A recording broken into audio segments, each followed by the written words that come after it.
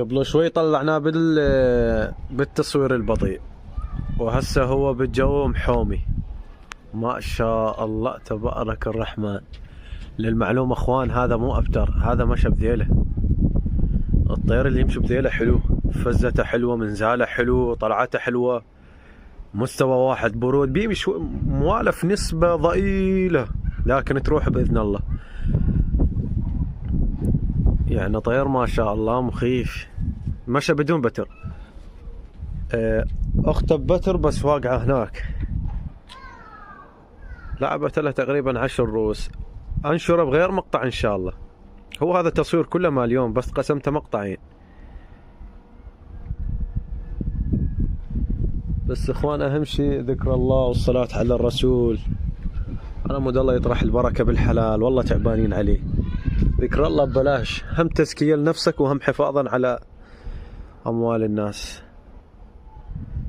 والله ما ادري وين راح، هي انا اعتقد هي انا.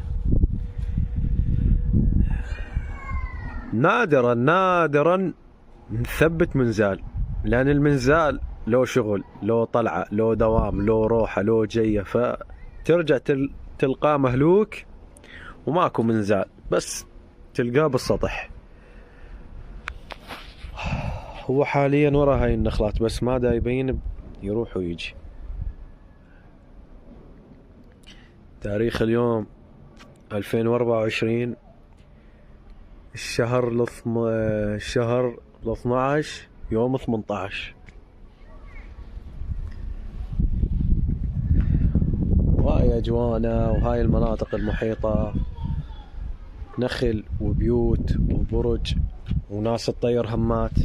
ها شوف كلها تطير، ما يوالف ويا غربة، نادرا يوالف ويا طيرته، بس ان شاء الله يجي باذن الله. هو هالحلو بيه طلعات، احنا شو نريد الطلعات مالته غير.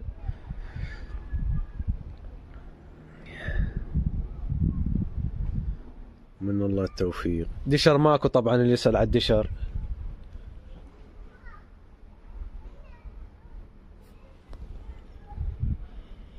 احنا ما نقول إلك طير مواصفات 100%، لا 60%.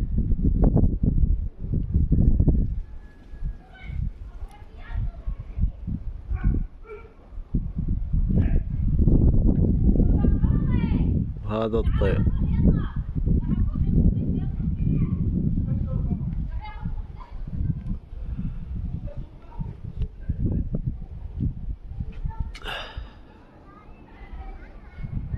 يروح من اتجاه يجي من غير اتجاه.